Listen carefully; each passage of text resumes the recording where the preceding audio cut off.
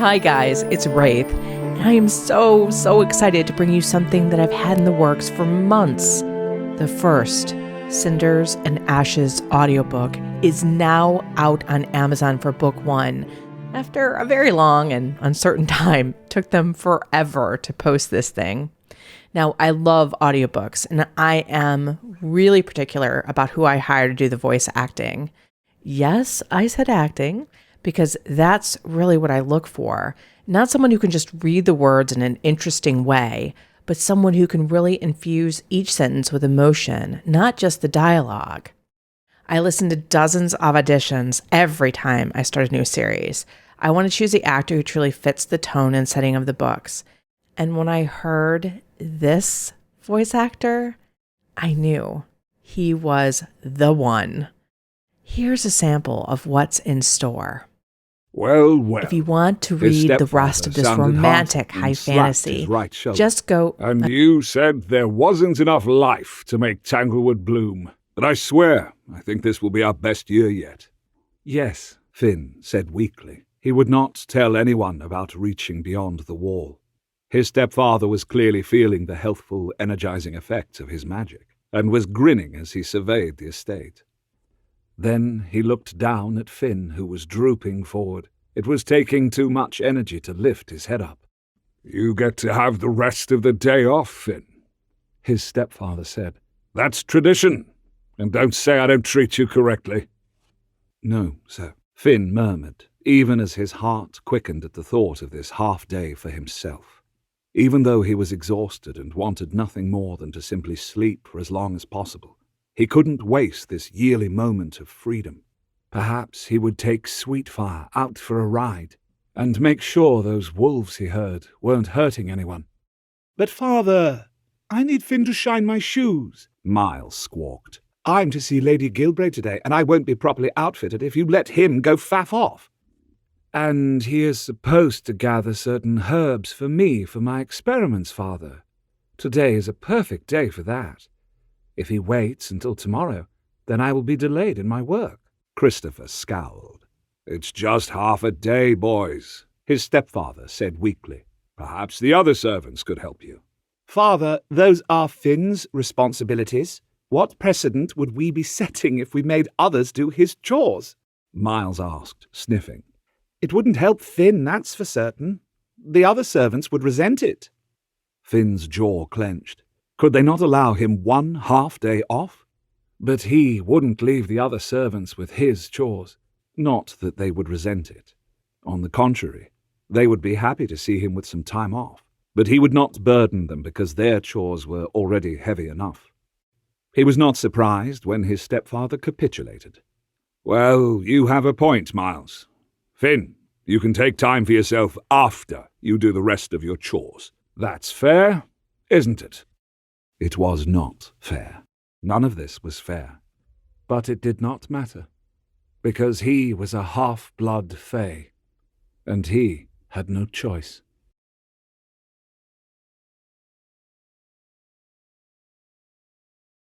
Finn reached up and cupped Rohan's cheek. The Lord turned his head into that touch. His lips kissed Finn's palm, and his hot exhale flowed over Finn's fingers. It was erotic and intimate in ways that Finn wouldn't exactly be able to articulate later. But it also gave him courage. That and the fact that Rohan's cock was still very much erect, very much wanting him, whatever he saw. So Finn toed off his shoes and shimmied out of his pants. He was now completely nude. Rohan had already seen the worst of him.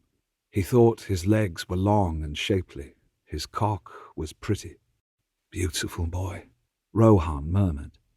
Rohan was then gently easing Finn onto his back on the cloak. His bigger, heavier body was on top of Finn's as they went prone on the floor, but he was careful not to crush Finn under his weight.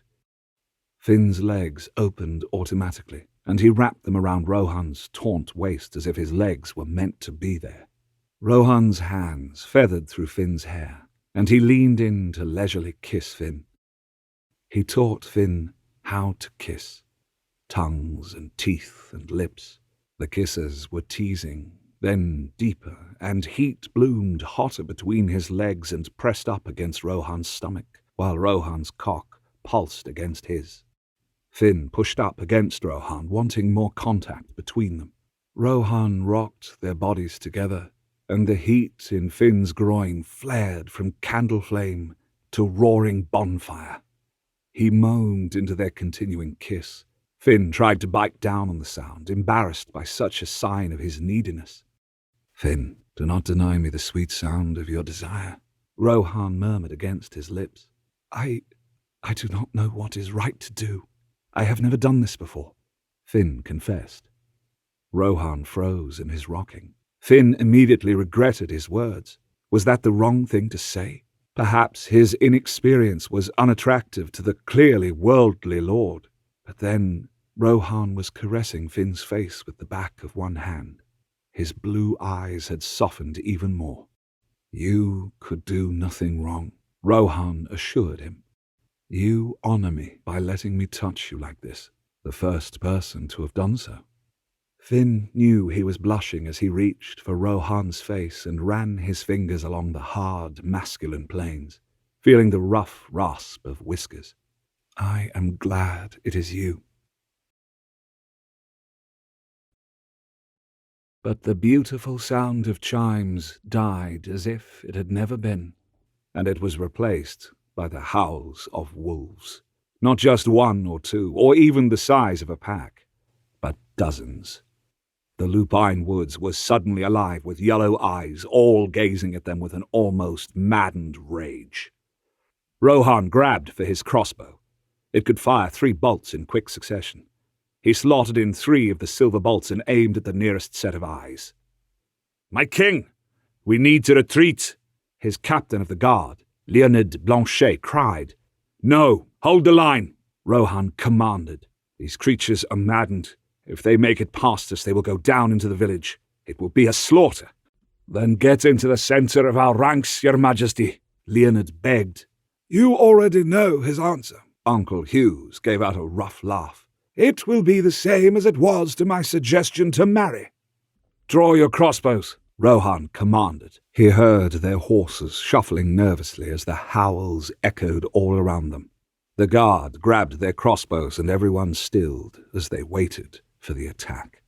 Rohan's eyes slid between the dark places between the gnarled trunks. He caught movement to the right. He brought his crossbow around, but the shaggy body disappeared behind a thick tree trunk. There was movement to his left. He turned and took aim, but the wolf was out of sight. He almost loosed a bolt due to adrenaline. "They're flanking us," Leonid hissed, and his horse danced beneath him, reading his anxiety. "Wolves flank?" Another of the soldiers gasped. "These wolves do," Rohan muttered. "Keep your wits about you, soldiers. Don't waste any bolts. Wait for them to come to us." There were eyes and yeses to him, but he caught sight of many pale, sweaty faces and flared nostrils. Fear was already running in the guards' ranks. If one of them lost it, all of them would, and there would be a stampede. "The chimes, whatever that was, it affected the wolves," his uncle murmured. "Could we be near the tree now? Perhaps those are some of the tree's defenses." "That sound came from all along the wall," Rohan muttered. "I don't think it was emanating from any set place." His uncle had out his crossbow as well, and his gaze flickered from one set of yellow eyes to the next. Rohan drew in a deep breath. He swore that he could smell the wolves' charnel-scented breath. The thunder of his own heartbeat crowded out the voices of the soldiers and his uncle. His breathing was a thin hiss in his ears.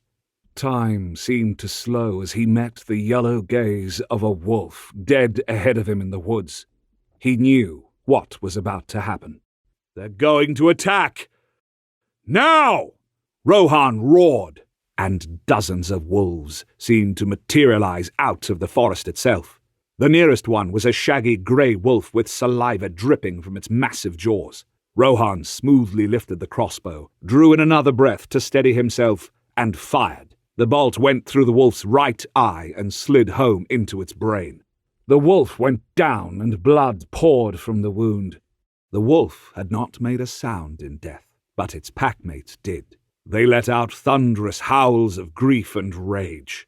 They would make the humans pay for that death. The second wolf leaped on him from the left-hand side. Tempest reared up and gave out a whinny of fear and anger. That gave Rohan the time to turn and shove the crossbow practically under the brown wolf's chin and pull the trigger. Blood sprayed everywhere as the arrow exited through the top of the wolf's snout. He wheeled Tempest around as the wolves came fast and thick from every direction.